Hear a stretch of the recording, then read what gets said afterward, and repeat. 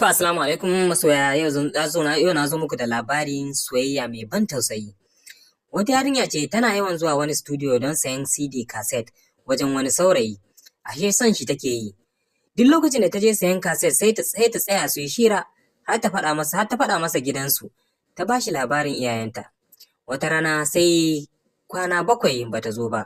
Sai saurayin nan ya je gidansu da ta yi masa kwatance domin ya tambaya lafiya kwana 2 bai ganta ba. Bayan ya je ya aika yaro sai mahaifiyarta ta fito. Ta faɗa masa ai yau satinta 1 da rasuwa.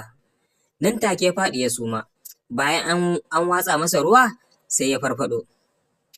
Ya yi zugum yana kallon su. Sai mahaifiyar ta ce shigo cikin gidan. Ya shiga ta ja shi har ta kai shi ɗakin yarinyar.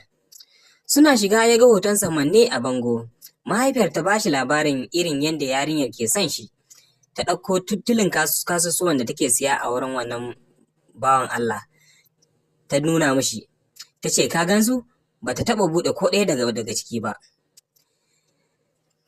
Na sha gaya mata idan ta je wurinka ta faɗa maka tana son ka. Ta aje kasusuwan kusa gare shi. Ta duba su ɗaya bayan ɗaya.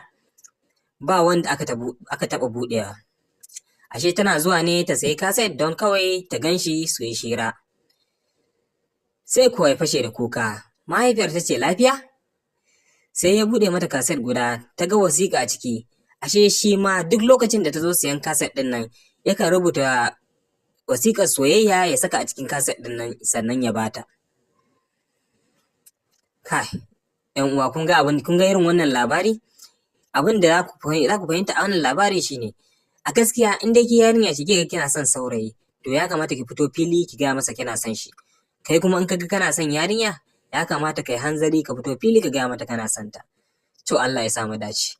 In dai kun ji daɗin wannan shiri dan Allah ya danna mana like, a danna subscribe sannan kuma a yi sharing. Mun gode. Sai mun haɗa labari na gaba.